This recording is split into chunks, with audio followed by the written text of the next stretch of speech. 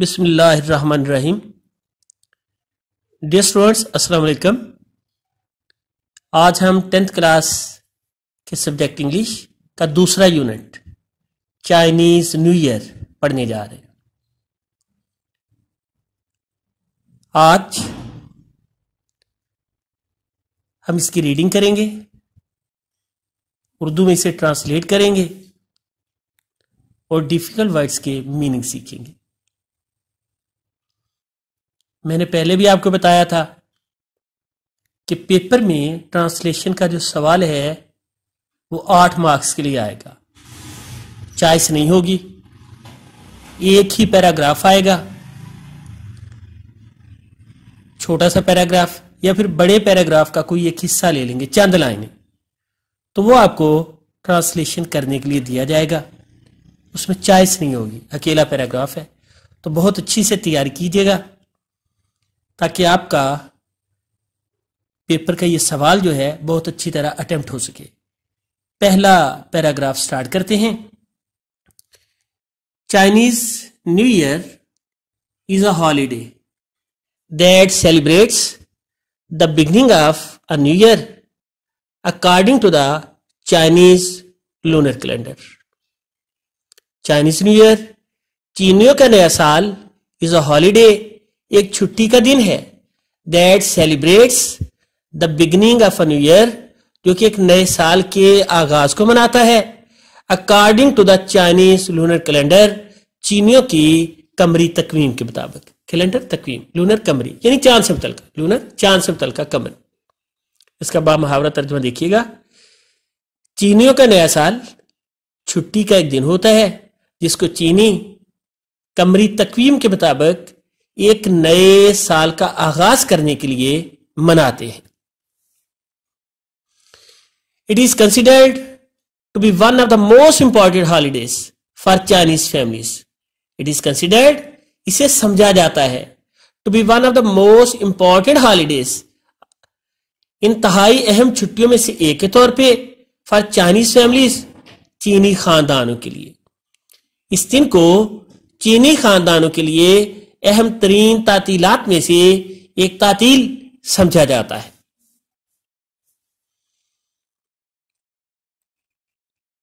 The holiday is celebrated with big family gatherings, gift giving, eating of the symbolic foods, and display of the festive decorations, all focused on bringing good luck for the new year and celebrating the coming of spring.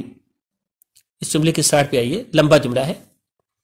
The holiday is celebrated, یہ تعطیل کا دن, چھٹی کا دن منایا جاتا ہے, with big family gatherings, خاندان کے بڑے بڑے اجتماعات کے ساتھ, گفٹ گیونگ, تحائف دیتے ہوئے, eating of the symbolic foods, اور علامتی پکوان کھانے کھاتے ہوئے, a display of the festive ڈیکوریشنز, اور خوشنما پرمسرت آرائشوں کی نمائش کے ساتھ. آل فوکسڈ, اور سب کا ارتکاز ہوتا ہے, آن برنگنگ گڈ لک, خوش قسمتی لانے پہ, فار دا نیو ایئر, نئے سال کے لیے, at celebrating the coming of spring, اور موسم بہار کے آمد کو منانے کے لیے. اس لانگ سینٹنس کا بامحاورہ ترجمہ دیکھیے. اس چھٹی کے دن کو بڑے خاندانی اجتماعات, تحائف دینے, علامتی غذائیں یعنی پکوان کھانے اور پرمسرت آرائشوں سے منایا جاتا ہے. ساری توجہ نئے سال کے لیے خوش قسمتی اور بہار کی آمد کا جشن منانے پر مرتکز ہوتی ہے. In China, the lunar calendar is still used to determine traditional holidays like Chinese New Year. In China, چین کے اندر the lunar calendar, قمری تقویم, قمری کیلنڈر is still used, اب استعمال ہوتا ہے, to determine, طے کرنے کے لیے, ٹریڈیشنل ہالیڈیز, روایتی چھٹیاں, لائک چائنیز نیو ایئر, جیسے چینیوں کا نیا سال ہے. اب اس کا بامحاورہ ترجمہ دیکھیے گا. چین میں ابھی تک روایتی تعطیلات کو طے کرنے کے لیے, جیسے کہ چینیوں کا نیا سال ہے, قمری کیلنڈر ہی استعمال کیا جاتا ہے. Since the lunar calendar is based on the phases of the moon. Since کا معنی یہاں پہ ہم لیں گے کیونکہ the lunar calendar قمری تقویم is based اس کی بنیاد ہوتی ہے on the phases of the moon چاند کی اشکال کے اوپر which is a shorter cycle than the sun جو کہ سورج سے قدرے چھوٹا چکر رکھتا ہے. چونکہ قمری کیلنڈر کی بنیاد چاند پر ہوتی ہے کہ جس کا چکر سورج سے کم ہوتا ہے. Chinese new year is never on the same day each year. اس لیے چینیوں کا نیا سال ہر سال یکساں دن پہ نہیں آتا. بٹ ٹیپیکلی بلکہ روایتی طور پہ falls some where between January 21 and February 20. 21 جنوری سے 20 فروری کے درمیان میں کہیں آتا ہے. And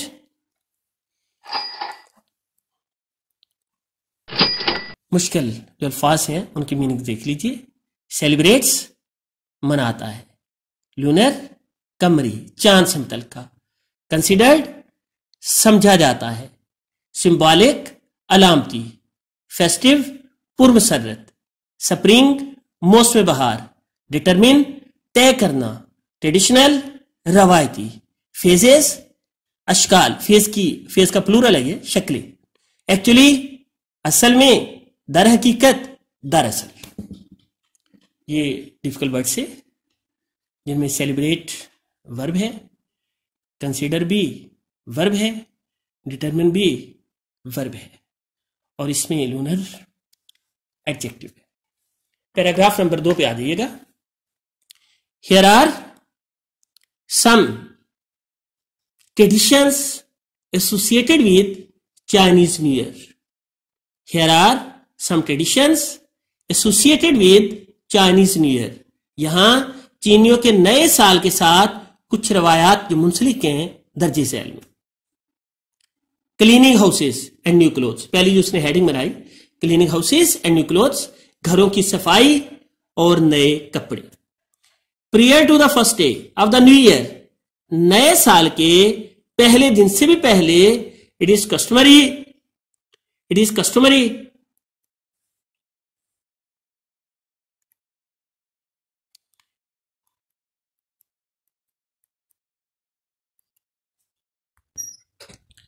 Prior to the first day of the new year, it is customary for families to thoroughly clean their houses. تو نئے سال کے پہلے دن سے پہلے بھی یہ خاندانوں کے لیے عام معمول ہے, کسٹمری عام معمول ہے, to thoroughly clean their houses کہ مکمل طور پہ اپنے گھروں کی صفائی کریں. Doing this is said to clear out any bad luck from the previous years. اور ایسا کرتے ہوئے یہ کہا جاتا ہے کہ سابقہ سال کی کوئی بھی بدقسمتی جو ہے اسے نکال باہر کیا جائے. And to make the house ready, اور گھر کو تیار کیا جائے. ٹو ایکسپٹ گڈ لک, خوش قسمتی کو قبول کرنے کے لیے. فار دا کمنگ ایئر, آنے والے سال میں. آل cleaning must be finished before the new years day. اور ساری کی ساری صفائی نئے سال کے پہلے دن سے پہلے ختم ہونی چاہیے. سو دیر از نو چانس, تاکہ کوئی امکان باقی نہ ہو, آف ایکسیڈنٹلی حادثاتی طور پہ, اتفاقی طور پہ, throwing out the good fortune of the new year, نئے سال کی اچھی جو قسمت ہے اسے باہر پھینک دینے میں. تو یہ صفائی, ساری کی ساری صفائی جو ہے اسے نئے سال کے آغاز پہلے دن سے پہلے ختم ہونا چاہیے, تاکہ جو اچھی قسمت ہے نئے سال کے لیے اسے حادثاتی طور پہ باہر پھینکنے کا امکان نہ ہو. Wearing black is not allowed. اور سیاہ رنگ کا پہنا اس کی اجازت نہیں ہے. سیاہ کپڑوں کا پہننا, سیاہ رنگ کا پہننا اس کی اجازت نہیں ہے. To it's association, due to it's association with death, کیونکہ اس کا تعلق ڈیتھ کے ساتھ ہے, موت کے ساتھ. however تاہم ویئرنگ ریڈ, سرخ رنگ پہننا یعنی سرخ رنگ کا لباس پہننا, از انکریجڈ, اس کی حوصلہ افزائی کی جاتی ہے, اسے انکریج کیا جاتا ہے. As a colour is associated, کیونکہ رنگ جو ہے وہ منسلک ہوتا ہے ود وارڈنگ آف بیڈ اسپرٹس بدروحوں کو بھگانے کے لیے. ویئرنگ بلیک سیاہ رنگ کا پہننا اٹس ناٹ الاؤڈ, اس کی اجازت نہیں ہوتی ڈیو ٹو ایسوسیشن اس کے ڈیتھ موت کے ساتھ اس کے تعلق کی وجہ سے. تاہم سرخ رنگ کا پہنا اس کی حوصلہ افزائی کی جاتی ہے کیونکہ اس رنگ کا تعلق بدروحوں کو بھگانے کے ساتھ, وارڈنگ آف ان سے بچنے کے ساتھ ہے, بدروحوں کو بھگانے کے ساتھ ہے. تو یہ ہم نے ابھی سیکنڈ جو پیراگراف ہے, دوسرا پیراگراف وہ پڑھا ہم نے. ابھی ہم جا رہے ہیں اس کے مشکل الفاظ کے جو میننگز ہیں انہیں دیکھنے کے لیے. تو مشکل الفاظ کی میننگ دیکھیے بیٹا. پریئر پہلے, پریئر پہلے, کسٹمری رسمی روایتی رواج والا عام معمول کا, کلیئر آؤٹ صاف کرنا, کلیئر آؤٹ صاف کرنا, پریویس سابقہ, پریویس سابقہ, فارچون قسمت, فارچون قسمت, ایسوسیشن تعلق, ایسوسیشن تعلق, انکریج حوصلہ افزائی کی جاتی ہے. تھرڈ فارم استعمال ہوئی وارننگ آف بچنا, بیڈ اسپرٹس بدروہیں, تھارولی مکمل طور پہ, تھارولی مکمل طور پہ, ایڈورب استعمال ہوا تھارولی مکمل طور پہ, اور بیڈ اسپرٹس بدروہیں ہیں. اب اس میں کلیئر آؤٹ ورب ہے اور انکریج یہ تھرڈ فارم ہے انکریج کی, حوصلہ افزائی کرنا, اور ایسوسیشن یہ نون ہے تعلق کو بولتے ہیں. پریویس سابقہ یہ ایڈجیکٹو ہے, کسٹمری روایتی یہ بھی ایڈجیکٹو ہے. اب آ جائیے گا پیراگراف نمبر 3 کے اوپر. پیراگراف نمبر 3 تو اس کی جو اس نے ہیڈنگ بنائی ہے وہ ہے ڈیکوریٹنگ دا ہاؤس, گھر کی آرائش, ڈیکوریٹنگ دا ہاؤس گھر کو آراستہ کرنا, گھر کی آرائش. another popular custom ایک اور عام رسم is to hang up signs, science علامتیں اشارے لگانا ہے, لٹکانا ہے, ایٹ پوسٹرز اور اشتہارات لٹکانا ہے, آن ڈورز دروازوں پہ, ایٹ ونڈوز اور کھڑکیوں, with a Chinese word فو written on them اور ان کے اوپر چینی لفظ فو لکھا ہوتا ہے, which means luck and happiness جس سے مراد خوش قسمتی اور خوشی. ایک اور مقبول رسم دروازوں اور کھڑکیوں پر چینی لفظ فو لکھے ہوئے اشارے علامتیں اور پوسٹرز اشتہارات لٹکانے. اور اس سے مراد کیا ہے فو سے؟ فو سے مراد ہے خوش قسمتی اور خوشی. Buying flowers for the home گھر کے لیے پھولوں کا خریدنا از آلسو کامن پلیس یہ بھی عام ہے, سنس کیونکہ دس symbolise the coming of spring and new beginning, this symbolise وہ علامت ہوتے ہیں دا کمنگ آف سپرنگ موسم بہار کی آمد کی, اینڈ اے نیو بگننگ اور ایک نئے آغاز کی. تو گھروں کے لیے پھولوں کی خریداری بھی ایک معمول ہے کیونکہ وہ بہار کی آمد اور نئے سال کی آغاز کی علامت کو ظاہر کرتے ہیں.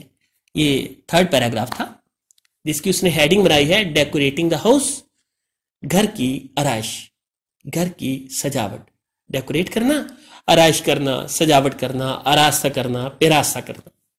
اور یہ فو آیا بیچ میں ورڈ, یہ چائنیز ورڈ ہے اور اس کا معنی کیا ہے خوشی اور خوش قسمتی. اب اس کے ورڈ اور میننگ دیکھیے گا تیسرے پیراگراف کے. تو اس میں بیٹا کسٹم ہے رواج یا رسم, سائنس کہتے ہیں علامتوں کو, اشارے سائنس علامتیں, پوسٹر اشتہار ہے, لک خوش قسمتی ہے, ہیپینس خوشی ہے, پلیئر ہے, کامن عام ہے, سمبلائز علامت بنانا, علامت سمجھنا, پلیس جگہ ہے, پلیس جگہ ہے.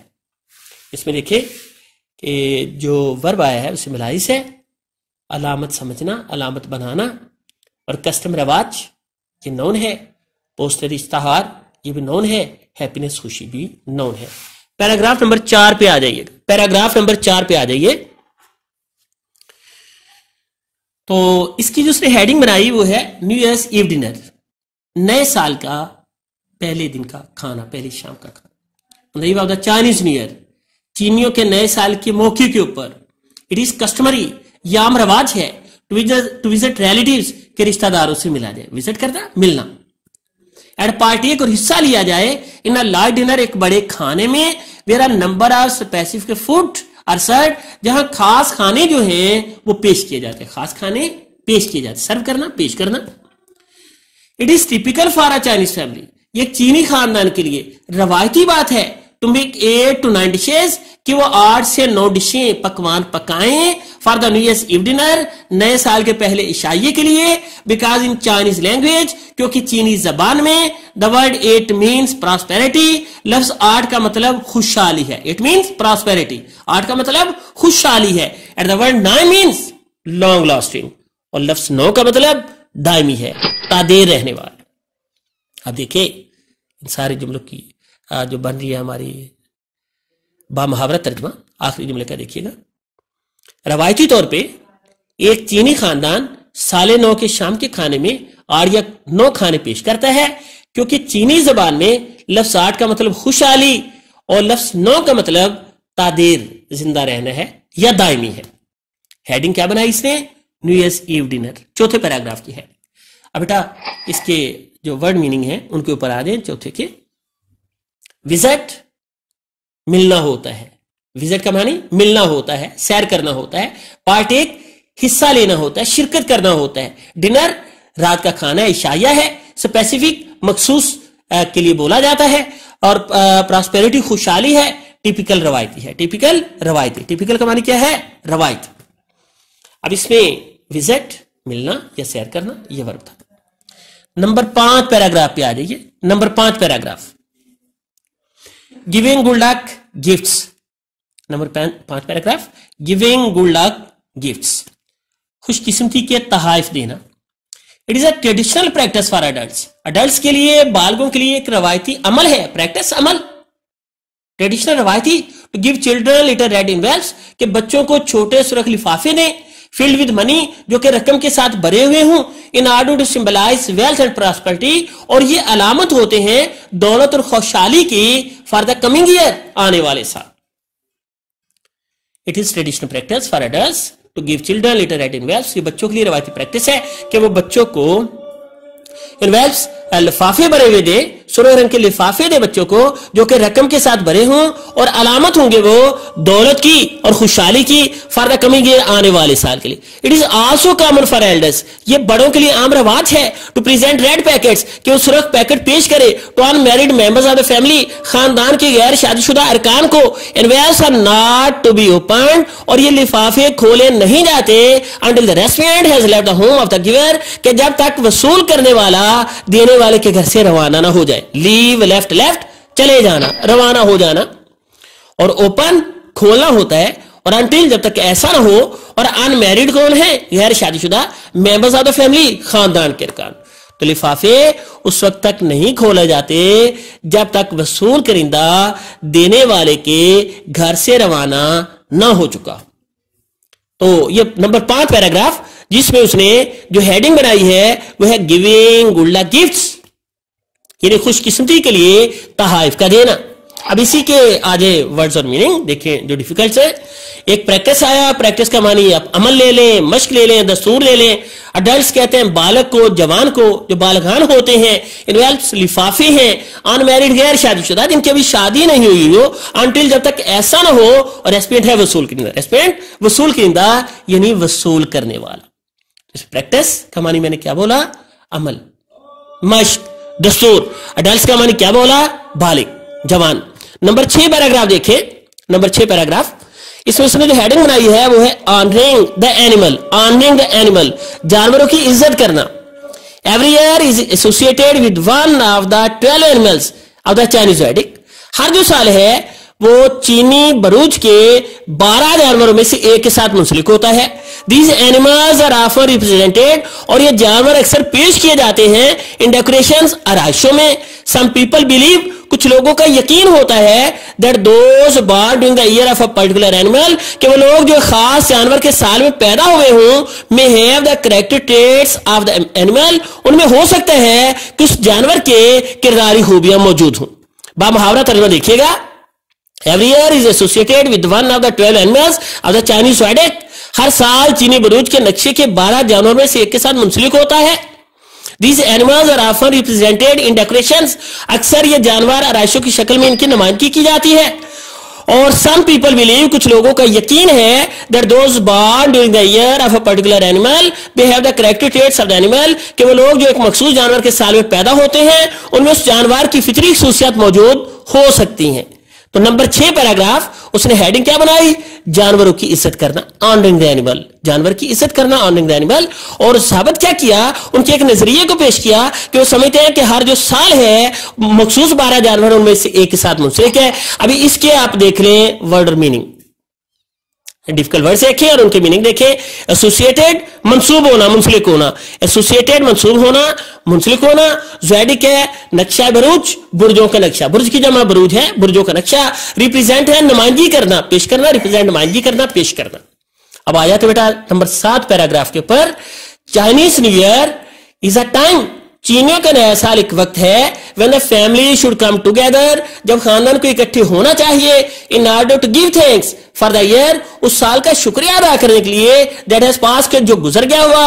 reinvigorate themselves for the coming year، اور آنے والے سال کے لیے اپنے آپ کو دوبارہ طاقتور یا توانا بنا لے، طاقتور توانا بنا لے. تو چینیوں کا نیا سال ایک ایسا موقع ہے جب خاندان کو گزرے سال کا شکریہ ادا کرنے کے لیے اور آنے والے سال کے لیے خود کو طاقتور توانا بنانے کی غرض سے اکٹھے ہونا چاہیے. ٹوگیدر اکٹھے اور ریگریٹ، اپنے آپ کو دوبارہ سے توانا بنانا، طاقتور بنانا. ابھی ہم نے جو سیکنڈ آپ کا یونٹ ہے چائنیز نیو ایئر، اس کی ریڈنگ کمپلیٹ کی ہے، اس کی ٹرانسلیشن کیا اردو میں، اور ورڈ اور میننگ جو ہیں ڈیفیکلٹ ورڈز اور ان کے میننگز ہم نے سیکھے ہیں. تو آپ بہت اچھی طرح اس لیسن کی تیاری کیجیے گا اور ایگزامینیشن پوائنٹ آف ویو سے تیاری کیجیے گا. باقی آپ کو میں اینڈ پہ ہوم اسائنمنٹس بھی دیتا ہوں، یعنی ہوم ورک اسائن کرتا ہوں. تو اس میں ایک تو آپ نے ٹرانسلیشن تیار کرنی ہے اور پھر اسپیلنگ اور معنی یاد کرنے ہیں، اور ٹرانسلیشن تیسرے چوتھے پیرے کی کر لینی ہے. اور پھر سپورٹس اینڈ گیم سے ایک جو ہے وہ ایسے بھی دی ہے آپ کو جو آپ نے کمپوزیشن سے کرنا ہے. تو گرامر کے انشاءاللہ الگ سے بھی ہوں گے آپ کے سارے لیکچرز، لیکن اپنے طور پہ یہ چیزیں تھوڑی تھوڑی کمپوزیشن کی جو ہیں وہ کرتے جائیں تاکہ آپ کا ٹائم ضائع نہ ہو اور آپ جب اسکول شروع ہوں تو اسٹارٹ کر چکے. تھینک یو سو مچ. آپ اپنا خیال رکھیے گا. اللہ تعالیٰ آپ کو اپنے حفظ و امان میں رکھے. اللہ حافظ. Thank you so much.